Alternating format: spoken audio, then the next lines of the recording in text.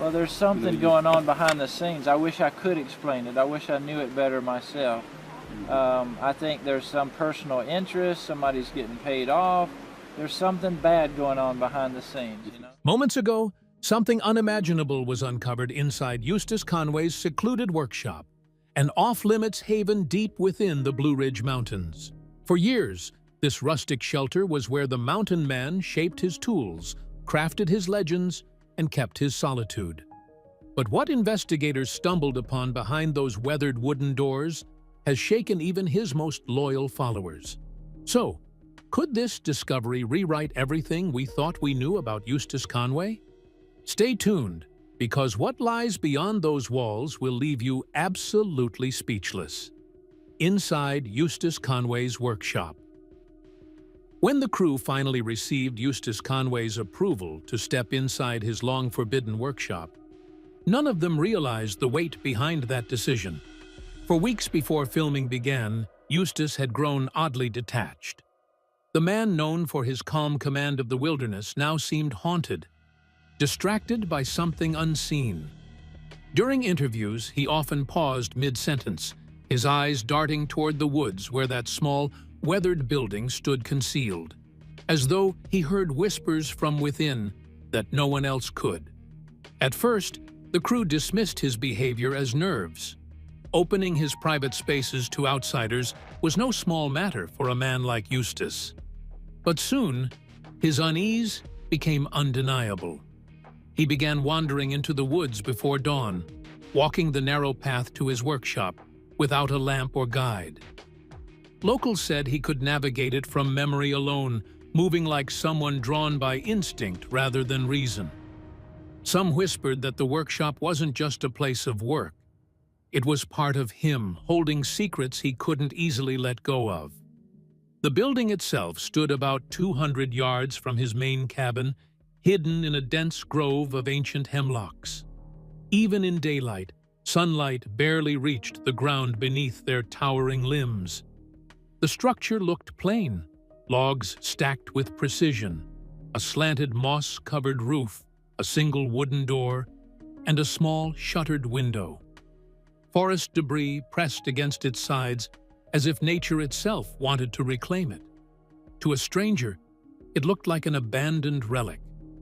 To Eustace, it was sacred ground. For more than 2 decades, that door had remained closed to everyone but him.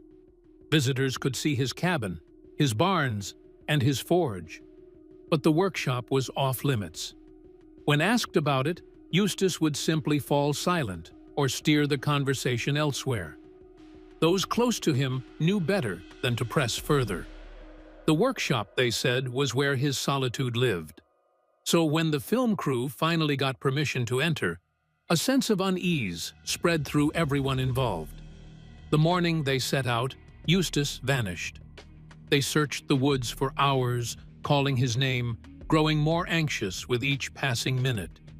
Then, as if out of thin air, he appeared, silent, pale, and distant. "I've been here the whole time," he muttered, though no one had seen him arrive.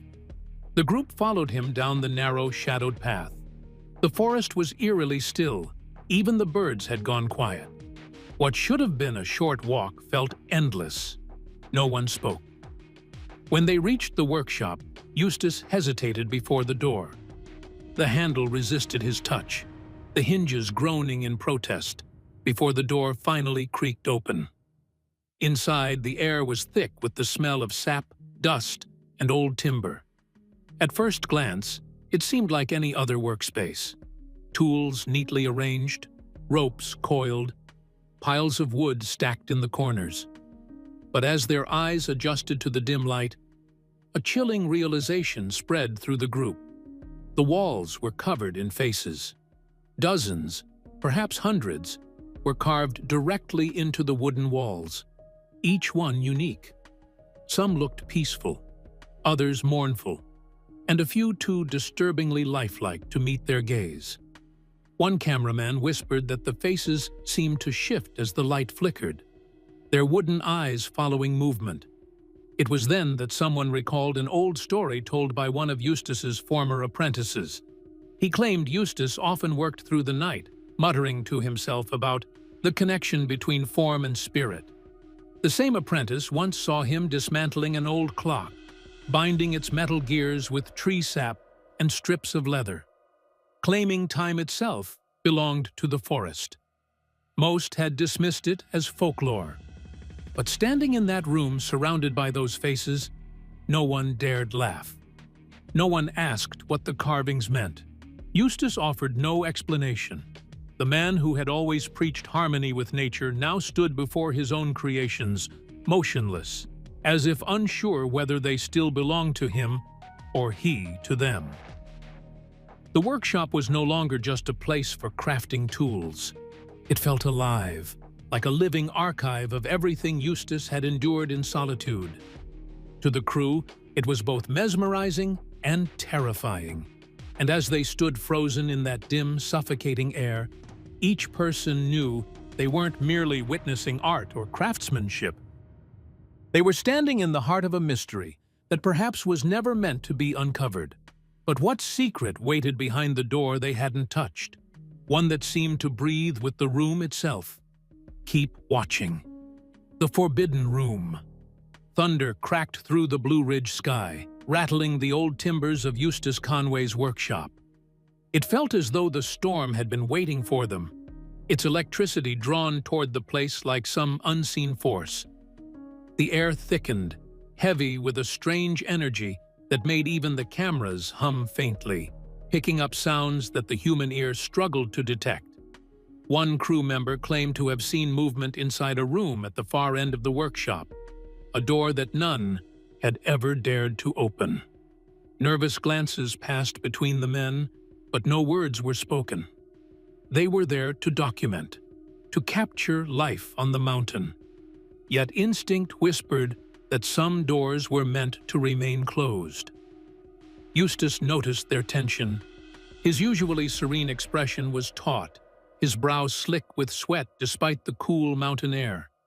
For decades, he had treated this workshop as both a sanctuary and a burden, guarding it fiercely from the outside world. And now, for reasons even he couldn't fully articulate, he was letting strangers step inside. Perhaps fame demanded a toll, or perhaps something within the room itself had compelled him to act. Finally, he spoke, his voice low, cautious. "I see everyone looking at that door. You want to see what's inside?" The silence of the crew served as answer enough. With a measured motion, he pushed the door open, and the hinges shrieked in protest, echoing through the rafters. Cold air spilled into the hallway, carrying with it an unsettling scent. Earth, dust, and something indefinably metallic. The room itself seemed alive, charged with a history of secrets. Animal skulls hung across the walls in precise, ritualistic patterns, their hollow eyes catching the lightning's brief glare.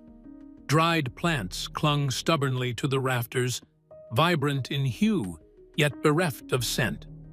Scattered across the floor were strange tools, blades and instruments carved with meticulous care, shaped by a logic that defied recognition.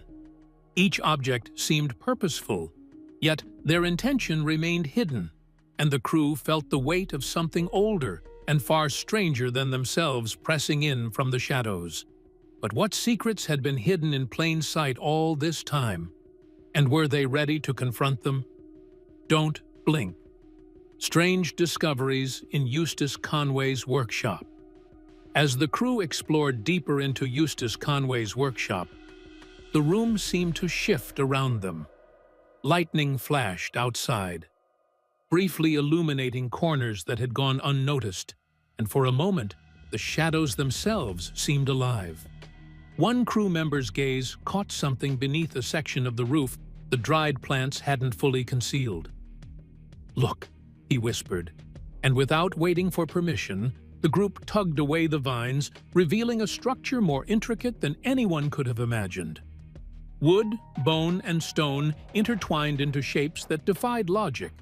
Some thought it a map, others a machine, but no one could agree. Eustace's face remained calm, though his mind raced.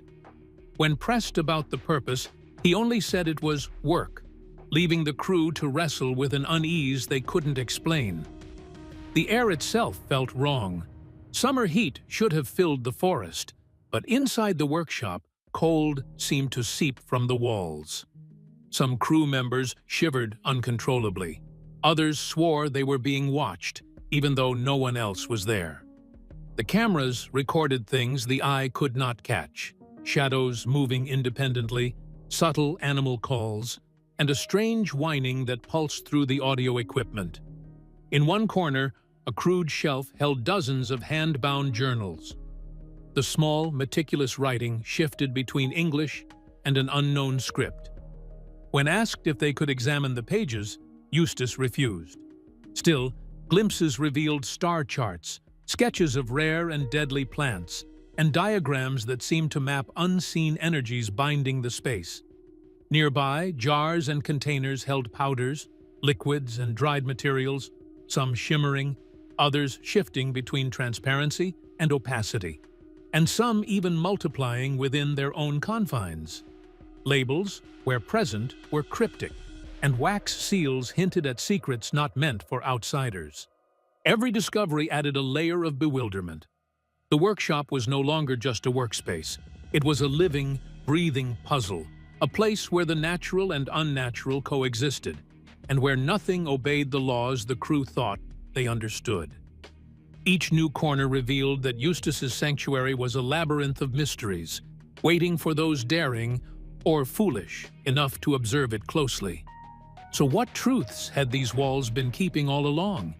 And were they ready to hear them? Don't blink. You won't want to miss what comes next. Eustace Conway's secret recordings. The moment the crew stepped further into Eustace Conway's workshop, a chill ran through the room. Amid shelves of old cassettes and a lone wax cylinder, an air of decades-old secrecy hung thick. Eustace revealed he had spent years recording the mountain itself, not merely birds or wind, but the voices of life when no one was listening. He spoke quietly, almost reverently, claiming every element of the forest had a voice, a presence, and a memory. The crew exchanged uneasy glances, wondering if the mountain man before them had crossed some invisible threshold of reason. Curiosity overcame fear when one crew member asked to hear a recording. Eustace hesitated, then fed a tape into a battered player. The first sounds were deceptively natural, wind through the trees, but quickly warped into something impossible. Low, shifting murmurs intertwined with harmonics that seemed alive, almost conscious. A faint call and response echoed in frequencies no human ear could usually detect. Immediately, some crouched in pain, hands gripping their jaws as teeth throbbed. Others blinked frantically, vision blurred, stomachs twisting. Even the air seemed to vibrate. Eustace watched with calm satisfaction, knowing his work had been understood without explanation. This was not madness. This was observation, the forest speaking in ways that humans had long ignored. When the tape ended, oppressive silence followed, heavier than any storm outside. Eyes drifted to the wall near the door, and a date caught their attention. 3 weeks in the future. Below it, carved in fresh lines, was a single word: completion. The crew's questions were met with sudden urgency. Eustace herded them out, insisting they had seen enough. Behind him, the room seemed almost alive, objects shifting back into place, shadows stretching unnaturally. Days later, the crew's sleep was haunted by dreams of warped forests, trees growing the wrong way, and paths twisting in impossible directions. Some awoke in cold sweats. Others spoke of voices echoing just beneath conscious thought. Locals near Turtle Island Preserve reported unusual phenomena. Animals congregating in abnormal numbers, plants blooming out of season, lights flickering through the trees where no human could have reached. Even ordinary summer storms felt heavier, colder, charged with tension. The workshop, the recordings, and the mysterious jars of powders, liquids, and crystals all seemed to pulse with a hidden logic, a force that extended beyond timber walls. Each artifact, each carved symbol, hinted at patterns the human mind could only sense, not fully comprehend. The mountain, it seemed, had its own language, and Eustace had spent decades listening. For those who entered, the experience lingered long after the door closed, a subtle but undeniable reminder that some secrets, when uncovered, do not stay contained. But what was meant to be completed on that foreboding date? And were they truly prepared to see it? Don't miss this. Aftermath of Eustace Conway's workshop. The marked date carved into Eustace Conway's workshop door hung over the crew like a shadow long before it arrived. Weeks passed since their initial visit, yet the memory of that space, the faces carved into timber, the strange jars, the books, and the unsettling recordings refused to fade. Warm Springs Production tried relentlessly to schedule follow-up filming, convinced the footage was a goldmine. Executives dismissed the crew's hesitation. Views meant money, and Eustace's unconventional ways promised both thrill and danger. Yet the crew hesitated, an instinctive dread rooted in what they had witnessed. Eustace, aware of the approaching date, refused all requests. He cited weather, personal projects, and the need for privacy, but the crew knew the truth ran deeper. One producer received a terse message from him. Some doors once opened require specific conditions to close properly. The words lingered in their minds. When the date finally arrived, most refused to report for work, haunted by the anticipation of something they could neither predict nor control. Rewatching their footage only deepened the mystery. Shadows flitted in corners where none should have been. Fleeting glimpses suggested Eustace interacted with presences unseen by the cameras. In one frame, a figure appeared behind him for a single instant before vanishing. Technicians insisted it was a visual glitch, but those present could not be so sure. Every replay seemed to reveal something previously unnoticed. A subtle twitch, a reflected movement, a light that flickered in impossible ways. Meanwhile, the glimpsed journals became an obsession. What had Eustace recorded over decades in those meticulous volumes? Some suggested they contained carefully observed patterns of nature overlooked by science. Others speculated darker possibilities, documenting phenomena that challenged conventional reality. The cassettes, too, left their mark. The brief sample the crew had heard produced lingering effects, vivid, unsettling dreams, sensations of being watched, and even physical reactions. An audio engineer attempting to recreate the recordings found his equipment malfunctioning, while sleep turned into uneasy transmissions, nights filled with forests and voices that seemed to exist between worlds. Each new account deepened the unease. The workshop, its carvings, recordings, and journals had done more than shock. It had transformed those who entered. Memory, perception, and understanding all seemed to shift. Even as the production team packed up, uncertainty lingered. What had Eustace truly unleashed in that small, moss-covered building in the heart of Turtle Island? And what would happen when the date he had carved arrived, the word completion etched freshly beneath it, a silent promise or warning waiting to be understood? Keep watching to find out. The unseen light of Turtle Island. Months passed with no return to the workshop, and the events of that first visit began to feel like legend. Those who had stepped inside struggled to reconcile their memories. Had the place truly been as strange as they remembered? Or had Eustace Conway's intense presence distorted everything? The air within the workshop had a weight to it, dense and unexplainable, as if the walls themselves absorbed every whisper, every step, and returned it in some distorted form. Even the production footage could not contain it. Executives debated furiously. Some argued that airing the recordings on the Mountain Men series would captivate millions, while others warned against revealing something clearly private, something that might distort perceptions of wilderness life. But no one could deny the evidence captured on film. Shadows moved in impossible ways, strange light leaked from gaps, and the sounds recorded suggested life and activity beyond human perception. Neighbors had begun to notice oddities as well. At night, faint glimmers of light slipped through cracks in the workshop walls. The structure had no electricity, yet luminescence pulsed like a heartbeat, shifting and dimming with an unnatural rhythm. People speculated endlessly about the source. Those who understood Eustace knew the light was not mere decoration. It was part of the workshop's hidden purpose. The man himself seemed untouched by outside curiosity, spending hours, sometimes days, inside, returning with a presence that hinted at quiet revelations. Trees in the surrounding forest shifted in ways that felt deliberate, and the wind carried subtle patterns, almost messages, if one listened closely. The place became a nexus of attention and unease, a space where ordinary laws seemed to bend. Students who attended Turtle Island programs began noticing changes within themselves.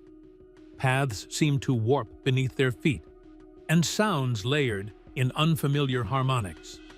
Dreams became vivid to the point of tangibility, and a heightened awareness of the forest made ordinary moments feel extraordinary.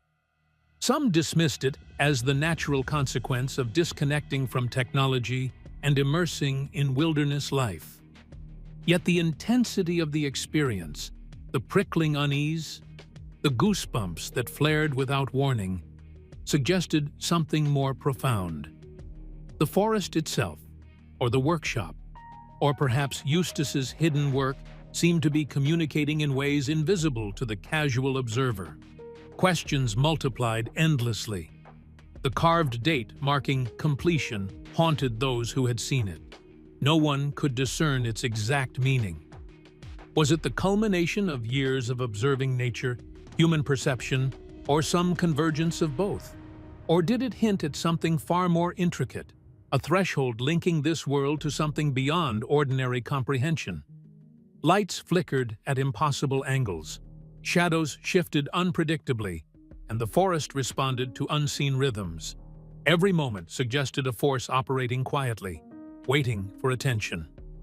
Eustace Conway himself remained a mystery. By day, he was the rugged naturalist, grounded and unyielding. But at night, his presence seemed amplified, commanding the island in ways that made the surrounding wilderness feel conscious, almost sentient. The workshop, with its lights, sounds, and inexplicable energy, was only one part of a larger enigma that blurred the line between observation and interaction, between the known and the unknowable. Visitors could sense the pulse of something alive, but only faintly, as if the forest and the man shared secrets too complex for ordinary understanding. Each flicker of shadow, each glimmer through a crack, every subtle twist in the forest was a reminder that the boundaries of reality were thinner than they imagined, and that Eustace had long mastered the art of navigating them. Even now, the workshop remains off-limits, a living riddle within Turtle Island. Those who witnessed its mysteries continue to question what is possible and what lies just beyond comprehension. Lights still flicker, paths still shift, and the forest watches with patience, waiting for the next observer brave enough to step inside. So what drives Eustace Conway's unusual passions, and why do they captivate so many? We'd like to hear your thoughts. Don't forget to like, share, and subscribe.